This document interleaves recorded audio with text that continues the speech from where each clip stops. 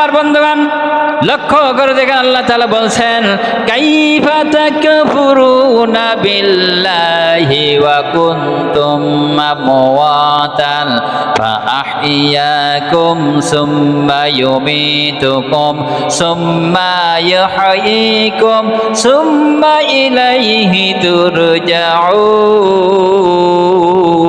জোরে আল্লাহু আকবার, আর জোরে আল্লাহু আকবার।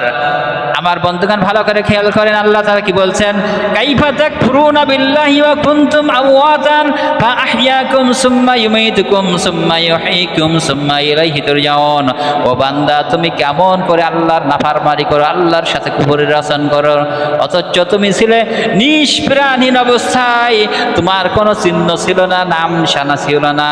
আমি আল্লাহ রাব্বুল আলামিন তোমাকে মাতৃগর্ভ থেকে দুনিয়ায় আনলাম, কত সুন্দর আকৃতি দ্বারা সৃষ্টি করলাম, তোমার কত সুস্থতা নিয়ামত দিয়ে আমি বাঁচাই রাখলাম। আর এরপরে তুমি আমাকে যখন অস্বীকার করো, আমার গোলামি থেকে পিছাই যাও, আমার নাফরমানি করো বান্দা, এটা তুমি কি করে করতে পারো? আল্লাহ তাআলা বলছেন কেমন করে তুমি আমি আল্লাহ তাআলার কুফরে আচরণ করো, যে তুমি ছিলে নিষ্প্রাণহীন অবস্থায়, তোমার কোনো নাম ছিল না, নিশানা ছিল না, কোনো চিহ্ন ছিল না। আমি আল্লাহ তাআলা তোমাকে দুনিয়ায় আনলাম, এই জন্য নিয়েছি আমার ইবাদত করার জন্য, আমার গোলামি করার জন্য, আমার দাসত্ব করার জন্য। আর তুমি তা না করে এখন শয়তানি মতো বা শয়তানের পথ ধরে অবলম্বন চলতেছো, তার আল্লাহ কি খুশি হবে? হবে? আমার বন্ধুগণ, আমার ভাইরা, লক্ষ্য করে দেখেন আল্লাহ তাআলা কি তাই বলছেন যে আমি তোমাকে মাতৃগর্ভ থেকে নিয়ে আসলাম, আপনার আমার কোনো নাম ছিল নাকি? বলেন, এখানে যারা মসজিদে আসছেন, এই আপনারা জমিনে আসবেন, যাদের কোনো নাম নিশানা ছিল? কোনো দিন কেউ জানে না। আচ্ছা, আর একটা লক্ষ্য করে দেখেন, আমি উদাহরণ দিতে চাই। আল্লাহ তাআলা বলছেন স্বামী স্ত্রীর মিলনে এক ফোঁটা নাপাক পানি দ্বারা তোমাকে মায়ের গর্ভের ভিতরে ওইখানে কি করা হয়েছে, ওইটাকে রক্তে জমাট করা হয়েছে। এরপরে রক্তে জমাট থেকে তোমাকে কি করা হলো, ওখানে মাংসে পরিণত করা হয়েছে। এরপরে তোমাকে কি করা হয়েছে, কচি কচি কচি কচি হাড় দ্বারা একটা স্ট্রাকচার, একটা ফ্রেম তৈরি করা হয়েছে। কি করা হয়েছে? একটা ফ্রেম তৈরি করা হয়েছে। ওই স্ট্রাকচারের উপরে, ফ্রেমের উপরে আমি কি করেছি, যে আমি গোস্ত দ্বারা একটা মানুষের সুন্দর আকৃতি তৈরি করলাম। কোথায় করেছেন? কোথায় করেছেন? মাতৃগর্ভের ভিতরে, মায়ের গর্ভের ভিতরে। আমার বন্ধুগণ, আল্লাহ তাআলা এই ডেকে বলছেন, ও বান্দা, তুমি যে গর্ব করো, অহংকার করো, তোমার পিছনের দিকে একটু তাকাইয়ে দেখো। ও বান্দা, তুমি একটু তাকাইয়ে দেখো, মাতৃগর্ভ যখন তোমার ওই স্ট্রাকচার তৈরি করে, গোস্ত দিয়ে, হাড় দিয়ে একটা মানুষের স্ট্রাকচার তৈরি করলাম, করার পরে যখন তোমার রূহের প্রয়োজন হলো, আমি আল্লাহ রাব্বুল আলামিন মাতৃগর্ভের ভিতরে তোমার রূহ দান করেছি। ধরে কোন সুবহানাল্লাহ। এইবার রূহ দান করার পরে তোমার যখন রূহ দিলে তো খাদ্যের প্রয়োজন আছে না নাই? আছে না নাই? আমার বন্ধুগণ, তাহলে ওই মাতৃগর্ভের ভিতরে আপনার পিতা হোক, মাতা হোক, আপনার নেতা হোক, এখন যে রাজনৈতিক দলের নেতার আপনি গোলামি করেন, পরে হ্যাং করেনগে, ত্যাং করেনগে, অমুক করেনগে, তমুক করেন, আছে না নাই? যে নেতার কথা শুনে আপনি ইসলামের বিরোধিতা করেন, যে কথা শুনে ইসলামের যারা চলে তাদেরকে ফাঁসির ব্যবস্থা করেছেন, যে নেতার কথা শুনে ইসলামী আন্দোলন যারা করে তাদের উপর নির্মূল করার ষড়যন্ত্র করেছেন। ও বান্দা, শুনে রাখো, ওই মাতৃগর্ভের ভিতরে কে খাবার পাঠাইছিল? আল্লাহ তাআলা বলছেন তোমার মায়ের অসুখকে বন্ধ করে দিয়েছি। দেওয়ার পরে আমি কি করেছি, ওই নাভির সঙ্গে একটা তার ফিট করেছি, আর ওই তারটাকে নিয়ে তোমার নাভির সঙ্গে ফিট করে দিলাম। জোরে কোন সুবহানাল্লাহ। তুমি যতদিন মায়ের গর্ভের ভিতরে ছিলে, ওইখানে কোনো প্রেসিডেন্ট খাবার দিতে পারে নাই, তোমার মা দিতে পারে নাই, তোমার আব্বা দেয় নাই, তোমার নিজে দেয় নাই, কেউ দিতে পারে নাই। তোমার আম্মার অসুখকে বন্ধ করে ওই নাভির সঙ্গে তার ফিট করে তোমার খাদ্যের বন্ধ ব্যবস্থা করে দিয়েছি। ধরে কোন সুবহানাল্লাহ। আল্লাহ তাআলা বলছেন, বান্দা, এখান থেকে আর একটু খেয়াল করো বান্দা, এই রক্তটা কি যে মায়ের অসুখকে বন্ধ করে দিয়েছেন, রক্তটা পাক না নাপাক? বলেন সবাই, নাপাক? নাপাক। আমার বন্ধুগণ, আল্লাহ তাআলা বলছেন, বান্দা, তোমাকে আমি কত সুন্দরভাবে সৃষ্টি করলাম, আমি আল্লাহ যেরকম পবিত্র, আদম সন্তান সেরকম পবিত্র, ঠিক কিনা? আমার বন্ধুগণ, আল্লাহ তাআলা তাই বলছেন যে আমি তোমার মায়ের অসুখকে বন্ধ করে দিবার নাভির সাথে দিলাম, আমি ইচ্ছা করলে ওই রক্তের নালীটা তোমার গাল দিয়ে খাওয়াইতে পারতো না? কিন্তু আল্লাহ তাআলা বলছেন আমি আল্লাহ তাআলা পবিত্র, তোমাকে সৃষ্টি করলাম পবিত্র, কিন্তু যে রক্তটা খাইবে ওটা হলো নাপাক, এই জন্য আমি তোমার রূপ মুখ দিয়ে খাওয়াই নাই। দুনিয়ায় আসার পরে মহান আল্লাহ তাআলা পবিত্র, এই পবিত্র নামটা যেন আল্লাহ, আল্লাহ এই নামটা যেন তোমার পবিত্র জবান দিয়ে নিতে পারো, এই জন্য আমি কি করেছি, মায়ের অসুখকে বন্ধ করে ওইটা তোমার নাভির সাথে লাগাই দিয়েছি, যাতে করে তোমার জবানটা গালটা পবিত্র থাকে। যেরকম সুবহানাল্লাহ। তাহলে এই জবান গাল পবিত্র আছে না? আছে? আচ্ছা, আলহামদুলিল্লাহ। তার মানে অপবিত্রতা এখন হয়নি। তার কারণ আজকের আমরা কি করতে পারি, যে গাল দ্বারা অনেক গালাগালি দেয়। হ্যাঁ, যে হাদিসে বলা হচ্ছে যদি কোনো ব্যক্তি এরকম গালাগালি দেয়, মানে খুব নোংরা ভাষায় যদি গালাগালি করে, তার কাছ থেকে ফেরেশতা সরে যায় না? যায় কি না যায়? তাহলে এই জবানটা পবিত্র রাখলো, আপনি ভালো কথা বলবেন, কোরআন পড়বেন, রসুলের হাদিস পড়বেন, নামাজে আসবেন, নামাজে আল্লাহ তাআলার কি সেজদা দিবেন, আল্লাহ তাআলাকে ডাকবেন, তা না ডেকে এখন বয়স হয়ে গেছে, কি হয়েছে? আর কি এক কবি বলেছে না, যখন তোমার কেউ ছিল না তখন ছিলাম আমি, এখন তোমার সব হয়েছে, একটু সবাই বলেন সব কি পর হয়েছে আমি। তাহলে যখন তোমার কেউ ছিল না আল্লাহ তাআলা ছিল নাকি? আপনার আমাজন কি ছিল? এখন আস্তে আস্তে আস্তে করে যখন 3 বছর 4 বছর 5 বছর 6 বছর 10 বছর 12 বছর হয়ে গেল, যখন ইয়ং জেনারেশনে পরিণত হয়ে গেছে, তখন আল্লাহর ধার ধারে না, এরকম আছে না নাই?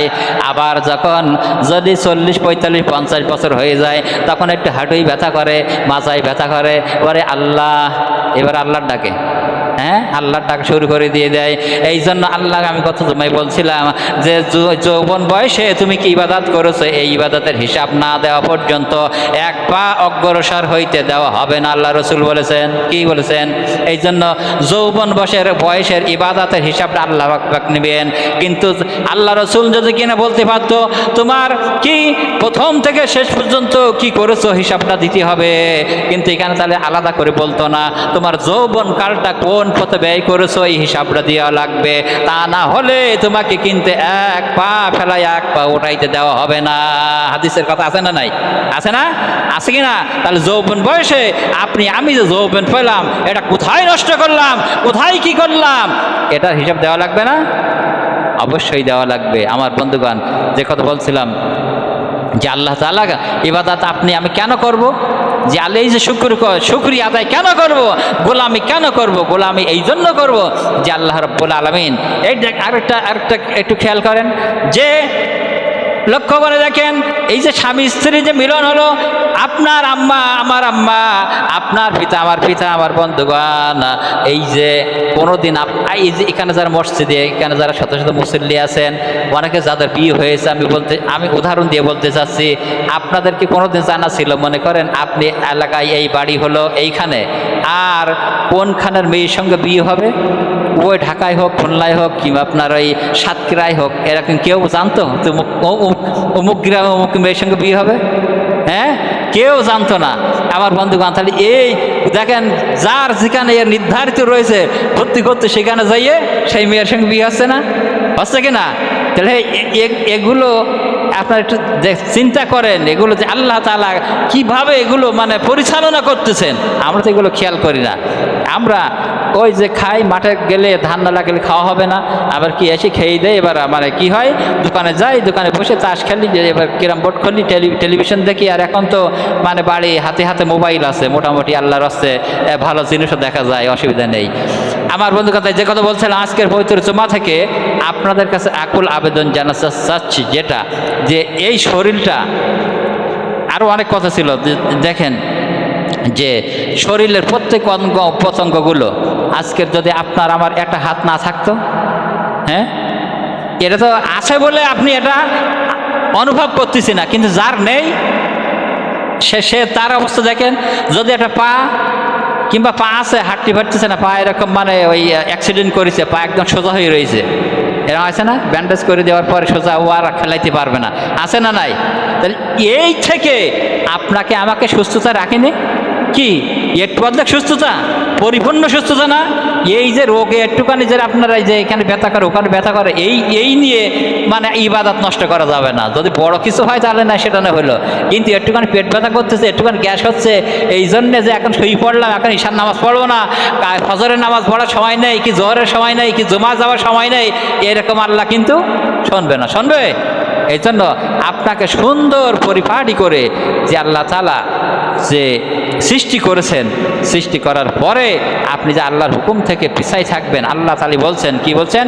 ইন্না আযাবি লাশাদীদ, যদি তুমি আমার নিয়ামত পাওয়ার পরে আমার গোলামি না করো, আমার প্রশংসা আদায় না করো, তাহলে আল্লাহ বলছেন, একদম আল্লাহর কথা, ইন্না আযাবি লাশাদীদ, আমি তোমার জন্য কঠিন যন্ত্রণাদায়ক শাস্তি আমি রেখে দিয়েছি। কাদের জন্য?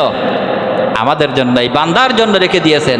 যারা তো একরকম করতেছে না, যারা করতেছে না, আর আপনি আমরা যারা করতেছি আমাদের হুঁশিয়ার দিচ্ছেন যে বান্দা, তুমি যদি আমার ইবাদত থেকে, আমার শুকরিয়া আদায় থেকে পিছাই থাকো, তাহলে আমার আযাব থেকে তুমি গ্রেপ্তার হয়ে যাবা, আযাবে গ্রেপ্তার হয়ে যাবা। তাই আসুন আমরা পবিত্র জুমা থেকে এতটুকু শিক্ষা নেব যে আল্লাহ রাব্বুল আলামিনের নাজ নিয়ামত, আমরা যে অক্সিজেনগুলো ভোগ করতেছি, আল্লাহ তাআলা আমাদের জন্য যে নিয়ামতগুলো রেখেছেন, দেখেন আল্লাহ তাআলা এই যে আসমানকে উদ্দিন করে রেখেছেন আল্লাহর জন্য। কার জন্য? আমাদের জন্য না? অসংখ্য তারকারাজি, তারপরে সূর্য, এই সমস্ত দিকে সাজিয়ে সাজিয়ে রেখেছেন কাদের জন্য? এই জমিনটা কোরআনে আছে, আমি ওই ব্যাখ্যা যাচ্ছি না যেহেতু সময় হয়ে গেছে। এই জমিনটা আল্লাহ তাআলা বলছেন, যদি এই জমিনটা যদি কোথাও নিচু উঁচু এরকম গর্ত থাকতো, তাহলে কি হতো? বসবাস করা যেত? আল্লাহ তাআলা বলছেন, আল্লাহ রাব্বুল আলামিন তাই বলছেন, ভাই জমিনটাকে স্থিতিশীল রাখার জন্য আমি আল্লাহ রাব্বুল আলামিন কি করলাম? বান্দার উপকারের জন্য, বান্দার কল্যাণের জন্য, বান্দার নিয়ামতের জন্য আমি কি করলাম? এই জমিনে আমি পেরেক মেরে দিয়েছি। কি করেছি? পেরেক। কি পেরেক? আলহামদুলিল্লাহ জানেন যে বড় বড় পাহাড় আমি নির্ধারণ করে দিয়েছি, যাতে করে জমিনটা যেন নড়াচড়া করতে না পারে। এই জন্য বান্দা কি করলাম? এই জমিনটাকে তোমাকে স্থিতিশীল করে দিলাম, যাতে তুমি ঘর বাড়ি বসবাস করতে পারো। যদি উঁচু নিচু জায়গা হতো আমার বন্ধুগান, তাহলে কিন্তু ঘর বাড়ি হতো না, হয়তো না। আমার বন্ধুগান, এই জন্য আমি কি করেছি? জমিনটাকে বিছানা করে দিয়েছি, যাতে করে তোমাদের ফসল উৎপাদন করতে পারো, ফসল উৎপাদন করতে পারো। এই জন্য জমিনটা মাঝে মধ্যে একটু নড়াচড়া করে। এই ভূমিকম্প হয় না? কয়েকদিন আগে হয়ে গেল না, মসজিদে হলো না? এই একজন ব্যক্তি মানে অনেক আগের কথা, একটা গল্প, যে প্রশ্ন করতেছেন যে ভূমিকম্প হয় কেন জানো? তো বললো যে হ্যাঁ জানি। কি জন্য? যে গরু, এই পৃথিবীটা রয়েছে একটা এই গরুর শিঙের উপরে। এই গল্প শুনেছেন মানে, যে গরুর শিঙের উপরে, তাই শিংটা মানে গরু যখন এই শিংতে মানে এক শিং ব্যথা হয়ে যায়, তখন পাল্টাতে যাই একটু নড়াচড়া করে ওঠে। তাই দলিল কি? দলিল কি? একজন দলিল লেখে, আমাল হায়াত দুনা ইল্লা মাতাউল গরু।